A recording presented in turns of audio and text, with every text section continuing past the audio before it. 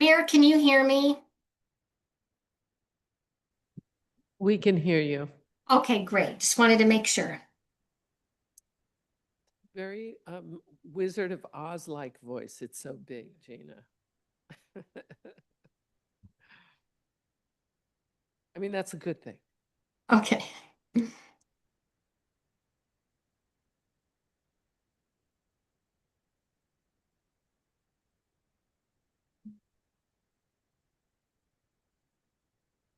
Oh, it's time. Okay, it is time to call the Palm Desert City Council study session meeting of Thursday, June 12th at actually 2:16 to order. And we'll start with our first, or however you'd like to take the session, the topics. Madam In Mayor, the order. I just want to need to do some housekeeping. Okay, Councilmember Nastandi, pursuant to 2449, could you please state the nature of the need to remote participate? Yes, it's for family care. My daughter is due any day now to give birth. Great. And is there anybody over the age of 18 present in the room with you? No. Thank you. Okay, thank you. In the order as listed, Mayor. Okay, thank you. Okay, so we'll start with the update on the dining deck program. Thank you, Madam Mayor, members of the City Council, Carlos Flores, Development Services. I'm going to be doing this presentation in collaboration with Venice Mager and our economic development team to provide the city an update on our outdoor dining deck program. So a bit of a timeline, which was in your report, but going to go over this briefly. The outdoor dining deck program is a program that the city put forward starting in 2020. In 2021, the program was extended until 2022, and at that time, there was a direction and establishment of ARC-approved design guidelines.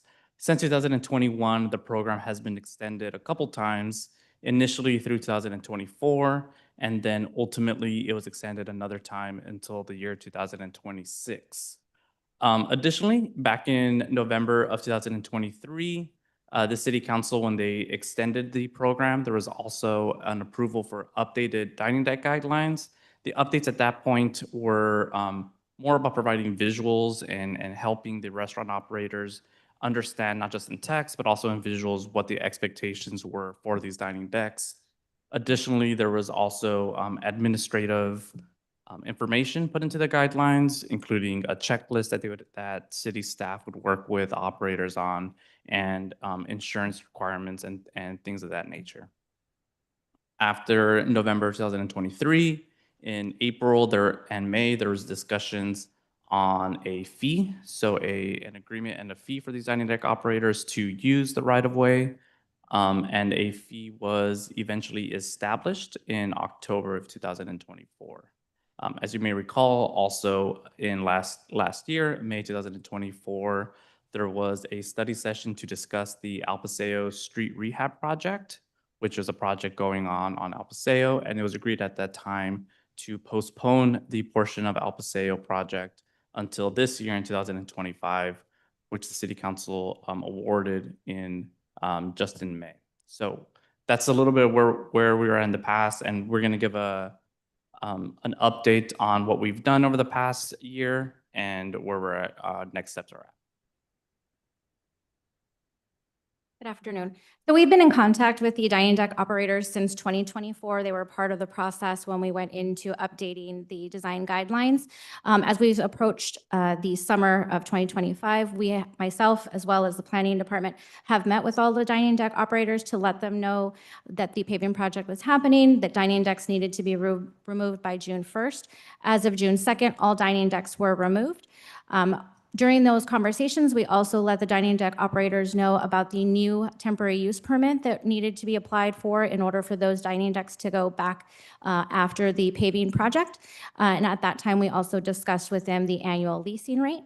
We also did give information to those dining deck operators that there is a new legislation, AB 592, that has passed the Assembly and is now with the Senate to extend the ability to have alcohol moved from a restaurant over public right-of-way onto a dining deck.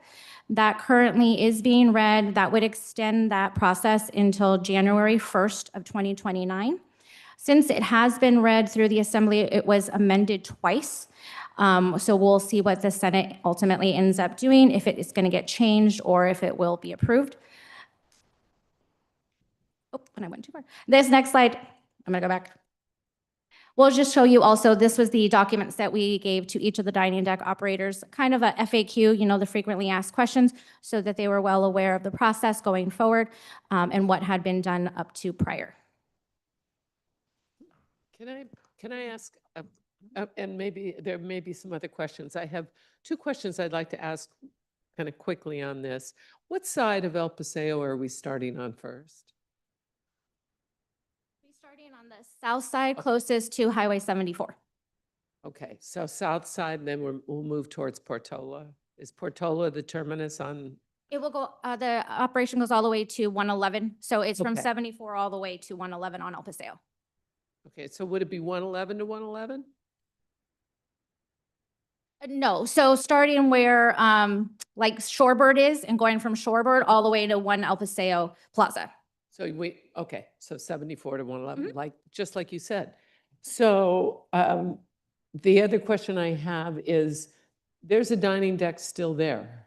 What happens? It's still on the corner of Ocotillo and El Paseo. There are, yes, 2 barricades that remain, as well as some delineators. And so code enforcement has been working with Daily Grill to have those removed. Okay, all right, those are my 2 questions. So again, as part of the collaborative effort to outreach with the dining deck operators, we were able to have multiple meetings with them and get an understanding of we let them know what would be required and expectations when they need to reapply for their temporary use permit to operate until 2026. And we're also able to have good conversations in terms of who would actually be reapplying and who would not. So with that, in 2025, along El Paseo, there were a total of 7 dining decks that were still operational. Out of those 7, 3 confirmed that they would be reapplying. So this is Armando's, Sweet Basil, and Pizza Vino. 3 of them, which are Kitchen 86, Daily Grill, and The Fix, stated that they would be seeking a more permanent solution. So that would mean that something adjacent to their property, either expanding their existing one, but all entirely within their private property. So it wouldn't necessarily be within this program, but would basically be how we treat any other restaurant operator trying to have a new patio or expand a patio, and that would go entirely outside of this. And one operator, which is Mama Gina's, who was unsure whether or not they would be reapplying. So with that, we were able to have even more meetings with the 3 that confirmed they would be reapplying. Went out there on site with them to discuss their existing ones and what tweaks they would need to make for the update. They're aware of the lease rates, but really was able to have pretty good conversations with them on reapplying and timing and expectations for that. Madam Mayor, may I Please. ask, Little Bar, have you been in communication with them, and how does their situation relate to the tear down and everything? We have, theirs is not on El Paseo, so there wasn't the immediate need for them to tear it down. The conversations with them, it's still been that they need to apply for a new temporary use permit. But their situation is different just because of their location.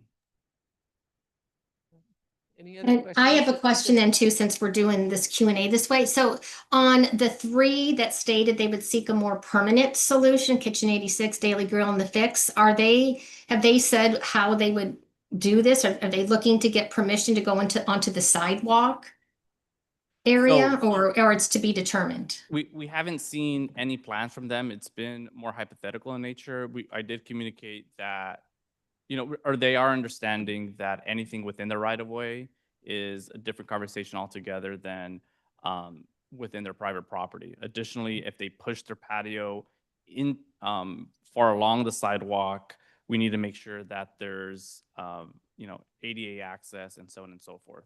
What they have told us, at least for Kitchen 86 and Daily Grill, we haven't just worked with the restaurant operators, but also property managers in terms of they're looking at even maybe getting an architect to drop some plans for something of a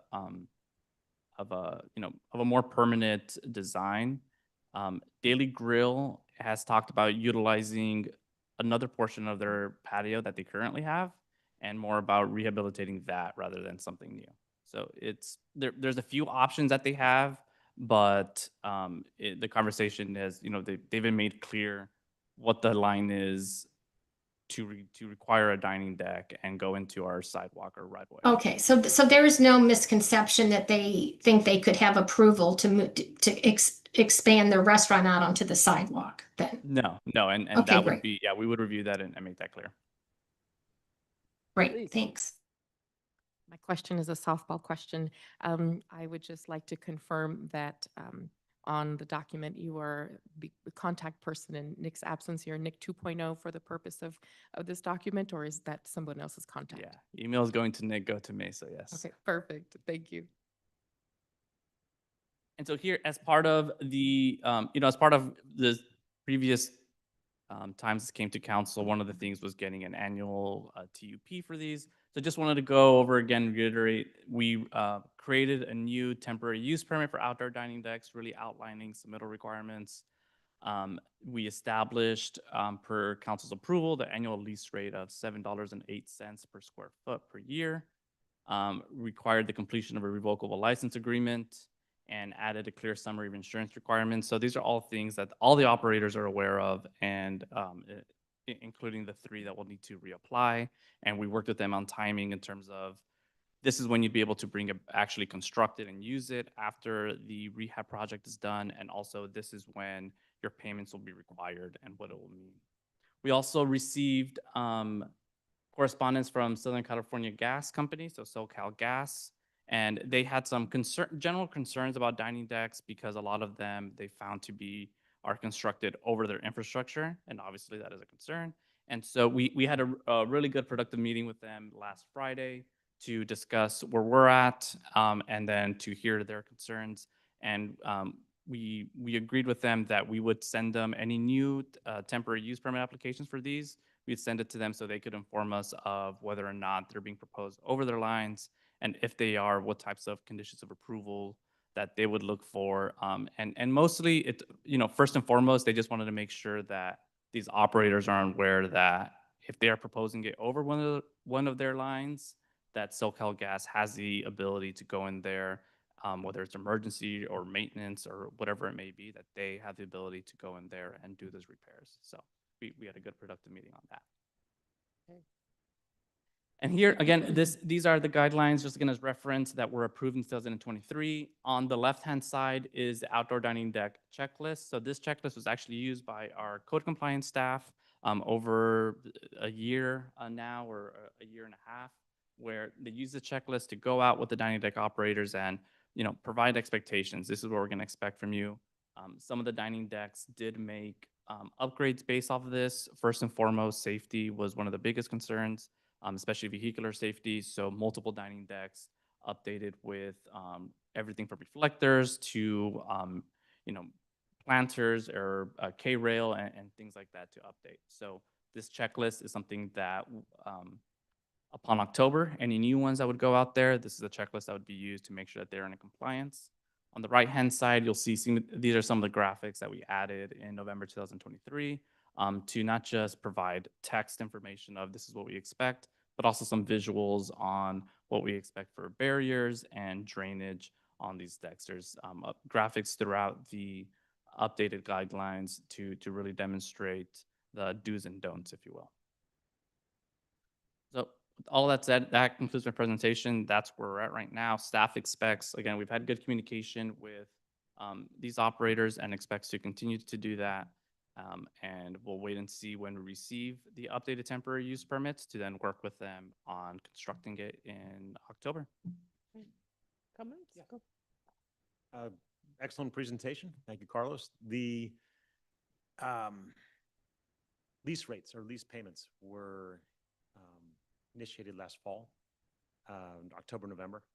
And any issues or problems collecting those payments? I mean, you're adding on a new expense to a business. Any confusion problems? Anybody behind in their payments? Is everybody up to date? Everything fine? That would start with the new TUP, so that would start in October. They are aware. I think one of the original concerns was making sure they weren't going to be charged during the summer times when they weren't going to have it. And so we established no, it'll start when you're able to reconstruct it. Well, I should have remembered that.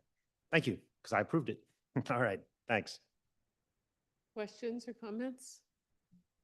If the present AB 572 does not pass, the deck expiry is next June of 2026. So right now, the program that council's approved expires June of 2026. We anticipate we're going to be following that legislation. I anticipate whatever comes from that will come back to the city council to determine what actions we want to take. We did hear pretty loud and clear from all the restaurant operators that if they're not able to sell alcohol out there, it's not feasible for them to continue. So we're kind of in a wait and see mode. And by all, you mean the three that are interested in? Yeah, re-upping? and even the other ones, Okay. if when we had those discussions, it was, that was part of their concern, even on bringing it back in the dining deck manner. And the reason that ours expires in 26, the council took that action, was it related to the legislation? It matches, yeah, it matches the legislation right now. So we're waiting to see is if they're going to extend that expiration or to a certain date or even permanent. I mean, we're not sure. There's as Vanessa said, there's a couple things out there. Understood. Okay, thank you. Any other comments or questions? I have a couple things. I'm relieved to hear the Daily Grill is not thinking they want to put one where they've been hit twice by a vehicle. So that's a relief. I mean, that's a very difficult intersection anyway because we created that drop-off place for people and it was a mess. So that's a relief and we have to make sure that at some point, should Daily Grill go out, that somebody else doesn't come in and think that they should do it there. We know that's a bad corner. So we need to have something in place that protects us going forward. I want to make sure that we have really stringent and consistent design standards. Because though we had that checklist, boy, when you looked at some of those and there were a couple that were just not what we would want to have reflecting Palm Desert's aesthetic standards. So I really want to make sure that we have something in place that will protect the integrity of the design and reflect the city well. Additionally, the safety issue is huge. I thought the Fix did a good job by swinging out with the sidewalk. Is there any feedback? Did you have any experience? Was that better or worse, having the sidewalk come out? Not, didn't hear anything anecdotally. I know for them, they were happy with that, although now, they wanted to go away from that and basically just use their existing patio. And we worked with them in terms of how far out they could go with that. To be Okay. safe. They But do have a good patio. yeah, but we did hear from a couple other operators floating, hey, could we do that? So it did seem to be something of Oh, good. interest for others. But nothing beyond that. Okay. And I saw other cities where they did the same thing. They swung the sidewalk out.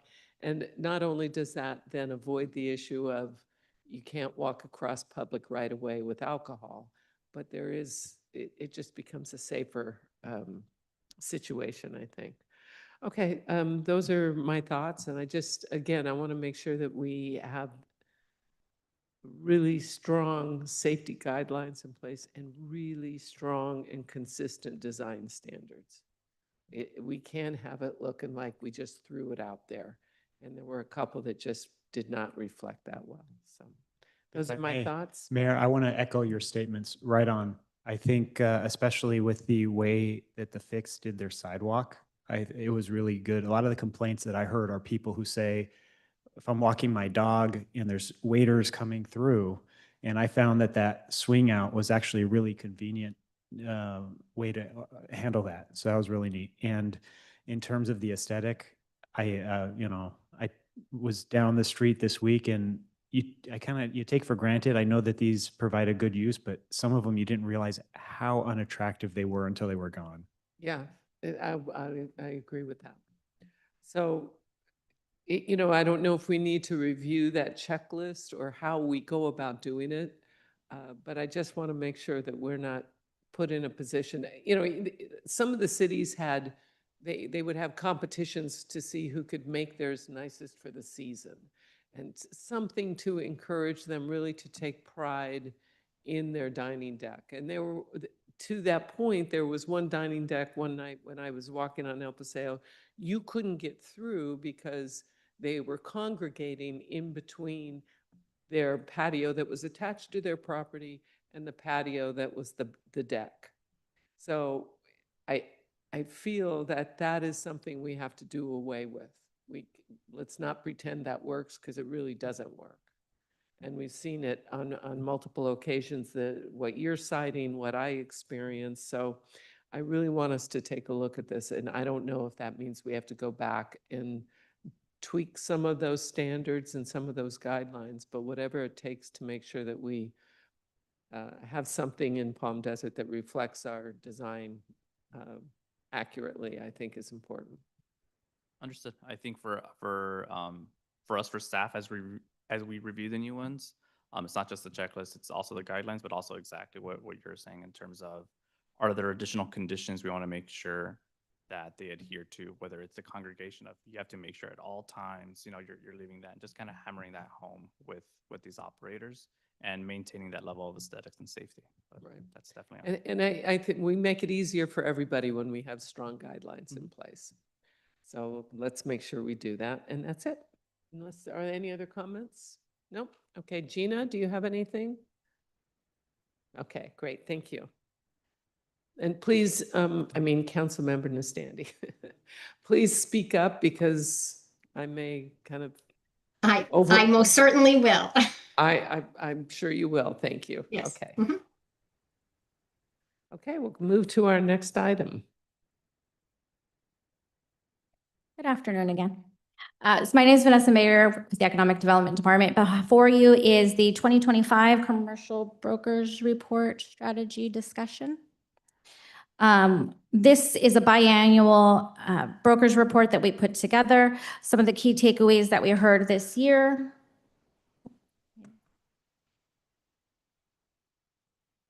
Will it move?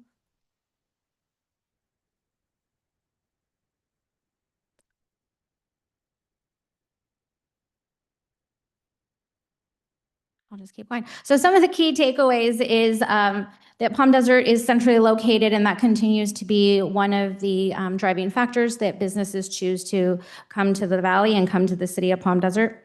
The city's continued communication with brokers throughout the year has been very much appreciated, and leasing in Palm Desert remains strong. Some of the challenges that we heard were obviously the rising leasing rates across all industries, so that's industrial, office, and retail. Making it harder for small businesses to open. We've also heard that low property owner turnover along 111 or El Paseo can sometimes hinder deals as those property owners are not looking to invest in any type of upgrades. The facade enhancement improvement program is underutilized.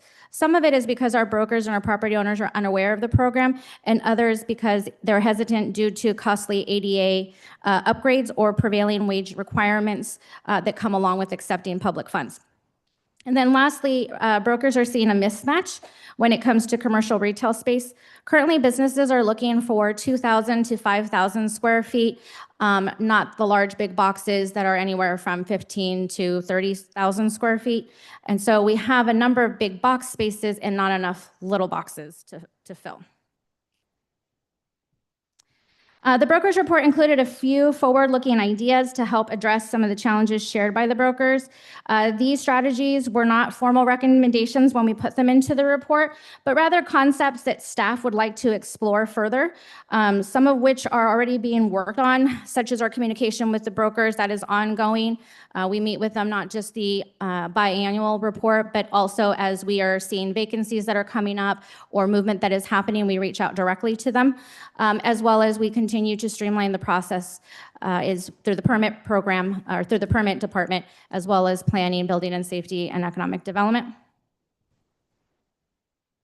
And then at this time, staff is seeking council's input on both the report findings and strategies outlined in the report, and we're happy to answer any questions that you might have.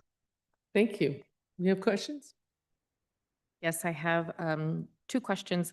One is how involved or what the frequency of involvement with Retail Coach, as I know that's part of trying to find suitable matches. And additionally, has there been any consideration to shared workspace, whether it's for offices or food labs, the way they have in Riverside? That would be an opportunity for food courts for food trucks that already have a built-in following to find a way to come in. Has that been explored? So I can tell you that we have heard from leasing agents who have tried to explore this. Unfortunately, some of the vacancies that are currently had do not have the grease interceptors or things of that nature. And so putting in those types of conditions or equipment is very costly. And so property owners aren't willing to upfront the money to these small businesses. What I've been doing, or what we've been doing, is working with a number of small businesses that we've actually been following on Instagram and connecting them with some of the property owners that we feel are open to doing pop-ups. And so we have seen success in that, and we'll continue to do those efforts. And my apologies, Councilmember Quintanilla, the first one. The role or involvement of Retail Coach in finding matches. Right. And so as we're getting these informations for the vacancies, like the Rite Aid that is going to be closing on Country Club, as well as JC's Deli, we've been reaching out to, again, those property owners and the leasing agents to gather all the information, the square footage, what equipment comes with it, what does their triple net charge or CAM charges look like, and sending all of that information to the Retail Coach and asking them to push hard on helping us fill those vacancies. So we do have a number of restaurants from the retail coach that stated that they're interested. Now that we have like La Copa, or we also have JC's Deli that are a little bit more turnkey and ready to move in, or Jay's Deli, sorry. We will have the opportunity to hopefully bring in some of those restaurants. Right now, folks are really looking to go into move-in ready spaces because, again, grease interceptors and things of that nature, kitchen equipment is very expensive. And also the timing from getting those from like CVWD are taking a little bit longer. And so most folks are wanting to just move right in and start opening their doors the next day. I see Gina has her hand Yeah. up.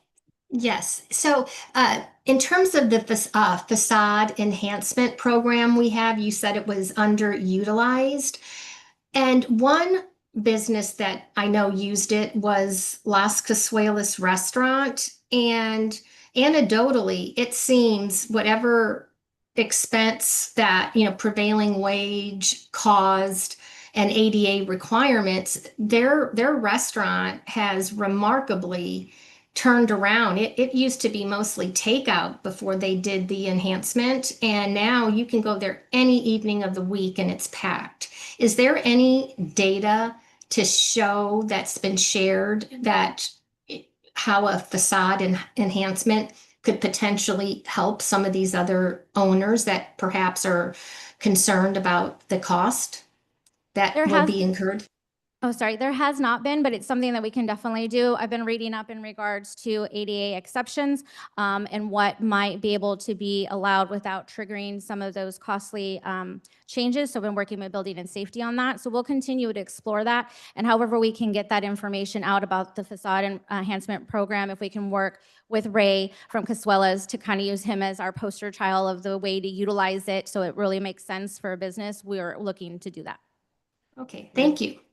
And it is Casuelas Cafe. And I do believe that we would find that it wasn't that it was mostly takeout before, but it expanded the area size, and every square foot of that gets used because of the music, et cetera. So there was definitely a great return on that. Are there any other questions or?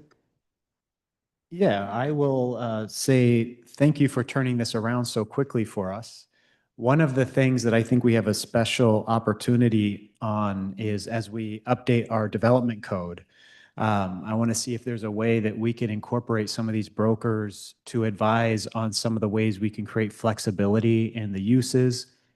When I was on the planning commission, a lot of times what we would find is somebody who would be demolishing and rebuilding a building of similar form would have to come to the planning commission because our code required that for a precise plan, which is not necessarily the most common thing, or a conditional use permit for an operator who's taking an existing building and doing minor interior modifications, and that adds weeks and thousands of dollars to the cost. So definitely, if we could figure out a way to get some professional input from those folks about what they're seeing from their clients, I know you put streamlining in, I think that goes really well. And another thing that I have addressed with our city manager is that I've been aware of for several years now is not just here, but the shortage of small industrial condos all over the county and probably more abroad, really. A lot of developers like the single tenant warehouse because it's easy to build, easy to fill, but the demand for a small industrial condo of 1,200 square feet that can expand as businesses grow to, 5,000, 6,000 square feet is in such demand. But developers they're a little more complicated. So if we could figure out a way through our zoning code to first of all, we need to find space in our city, which we don't have much of, and then figure out a way to create that zone for small industrial that would allow for entrepreneurs to start and grow. We'll work with the planning department or development services to target that. So you highlighted in the report the mismatch between large box store spaces versus the demand for smaller spaces. Is there any possibility or any interest from landlords from subdividing those larger spaces into smaller spaces? Is that even something that would work in the market? So it depends on the location is what we have learned. I'm like during this 2-week turnaround time. We've been talking to property owners. And so it depends on the space. There are some spaces that in order to divide the space, you're looking at them being very narrow and very long, and that's not something that would be accommodating to some of our retailers. Sometimes there's a space that may have one loading dock, and so if we slice it in two, then what does that kind of incur? But they're not against it. It is definitely something that would have to be looked at on a case-by-case basis to see if it pencils out financially in order to make smaller spaces. Thank you. I have a couple of things. I'd like to start with, I'd like to know what our, I suppose our return is on the retail coach. We've had it now a couple of years. I'd like to know, is it worth what we're spending? And if we could get that information, I think it would be valuable as we go forward. Okay. Madam Mayor, can I add a point on Retail Coach? Since the study session isn't on Retail Coach, I feel that I can address it without changing the conversation. You know, and it isn't. That's why I'd like her to come back. I want to see stats. I want to see an analysis that we can all look at and we can all see the numbers that are exact and something from which we can work. Okay. Perfect. Thank you. All I was going to say is ICSC was the best one because of Retail Coach.